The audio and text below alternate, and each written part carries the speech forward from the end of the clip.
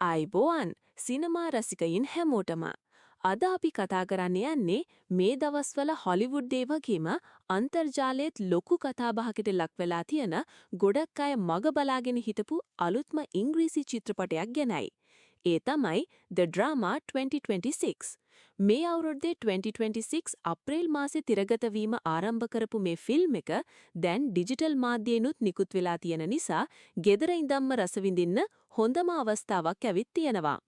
මේ අයත් වෙන්නේ රොමැන්ටික් බ්ලැක් කොමඩි සහ සයිකොලොජිකල් ඩ්‍රාමා කියන කාණ්ඩයන්ටයි.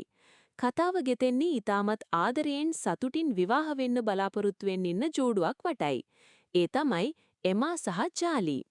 මෙයාලගේ විවාහයට තියෙන්නේ තව හරියටම සතියක් වගේ කාලයක්. හැමදේම ලස්සනට සිද්ධ වෙමින් තියෙන අතරේ එකපාරටම එළියට එන හිතා ගන්න බැරි රහසක් නිසා මේ දෙන්නගේ සම්බන්ධය සම්පූර්ණයෙන්ම කනපිට පෙරගෙනවා.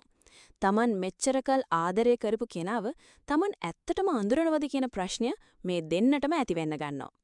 විවාහය වෙනුවට සැකය අනාරක්ෂිත භාවය සහ හිර කරගෙන හිටපු ප්‍රශ්න එළියට එන හැටි මේ ෆිල්ම් එකෙන් බොහොම අපූර්වට ඒ වගේම කළු හාස්‍යයක් ඩාර්ක් කොමඩි මුසු කරලා පෙන්වලා දීලා තියෙනවා. චිත්‍රපටයේ ප්‍රධාන චරිත කරන්නේ අපි කවුරුත් දන්න මේ කාලේ අතිශය ජනප්‍රිය තරුවක් වන Zendaya සහ The Batman චිත්‍රපටයේ හරහා අතිවිශාල ප්‍රේක්ෂක ආදරයක් දිනාගත්ත රොබර්ට් පැටින්සන් විසිනුයි. මේ දෙන්නගේ රංගනයට මේ වෙදිත් ලොකු ප්‍රතිචාරයක් ලැබෙමින් පවතිනවා. ඒ වගේම අලානා හයිම් මමුදු අතියේ වෙනි නළු නිලියනුත් මෙහි සහාය චරිතවලට එක් වෙලා තියෙනවා. අධ්‍යක්ෂණය කරලා තියෙන්නේ ක්‍රිස්ටෝෆර් බෝග්ලි විසින්. මීට කලින් ආපු ඩ්‍රීම් සිනාරියෝ 2023 සහ සික් ඔෆ් මයිසෙල්ෆ් 2022 වගේ වෙනස්ම විදියේ චිත්‍රපට නරඹලා තියෙනවනම් ඔහුගේ නිර්මාණවල තියෙන අමුතුම මානසික හැලහැප්පීම් සහ හාස්‍ය ගැන ඔබට අදහසක් ඇති.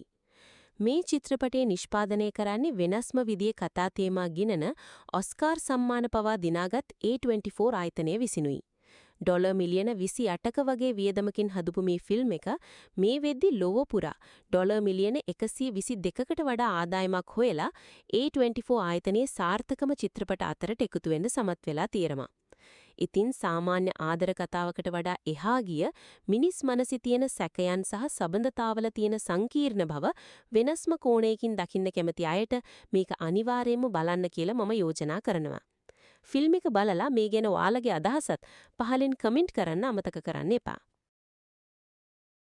තවත් මේ වගේ වීඩියෝස් බලන්න කැමති නම් අපිව සබ්ස්ක්‍රයිබ් කරගෙන යන්න.